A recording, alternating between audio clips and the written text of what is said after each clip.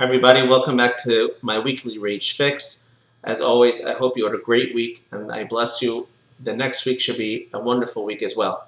In this week's parsha, we learn about the third of our forefathers, Jacob, who is going to get married to Rachel and Leah, the great mothers of Klal Yisrael, of the Jewish people, who yet again impart on us another lesson that we should learn between characters from one person to the next.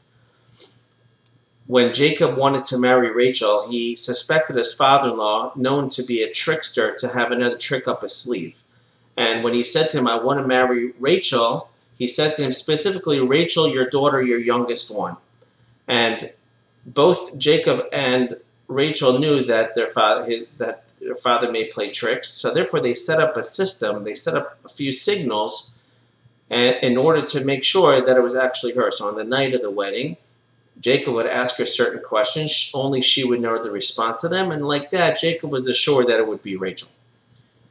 Yet on the wedding night, what happened is that her father showed his true light and did try to trick Jacob. And he told Rachel, listen, you're not getting married tonight. Your older sister Leah is. And Rachel, our wonderful matriarch, was afraid that her sister Leah would be deeply embarrassed when Jacob would ask her for the signs and she would not know the answers, and it would cause a terrible scene. Jacob wouldn't want to marry her and Leah would be embarrassed forever. And so Rachel had to make a quick decision over here. Here she was about to get married to Jacob, and she knew that the future tribes of all of future Judaism, Reuven, Shimon, Levi, Yehuda, Issachar, Zvulun, Dan, Naphtali, Gad, Asher, Yosef, Binyamin, all 12 tribes, she could have been the mother of the entire Jewish people. And yet her sister Shame was standing in front of us and standing in front of her. And she said, you know what?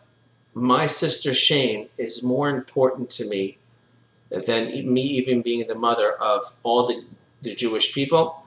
And therefore, she gave over her sister the signs. And that night, when Jacob asked Leah the questions, Leah had the answers to them. And they got married.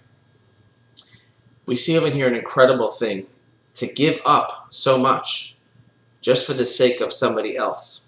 And my chavrusa, my study partner, Rabbi Simcha Zilberberg, he actually pointed out to me an incredible insight over here. He goes, we look at this story and we think, look what Rachel gave up. Rachel gave up everything just for the sake of her sister.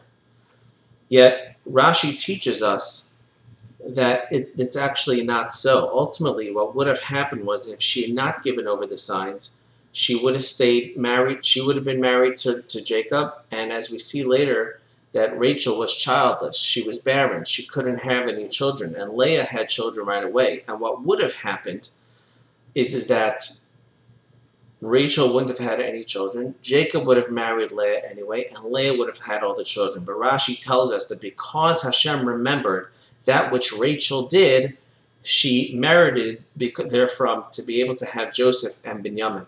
So we're seeing an incredible lesson over here. Sometimes we think that if we give up, we're not going to have.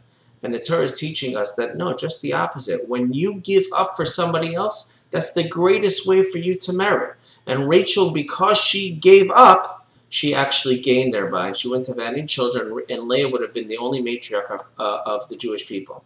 But because Rachel gave up, that ended up being her merit. And that's a lesson for us as well. Sometimes we're afraid that if we give away our money, or if we give away our time, or if we give away anything that is dear to us, we are going to be losing out thereby. And the Torah is teaching us it's the exact opposite. That is the best way for you to gain. The best way for you to gain is to live your life for other people and always think of other people and think about the feelings of other people. Have a wonderful Shabbos.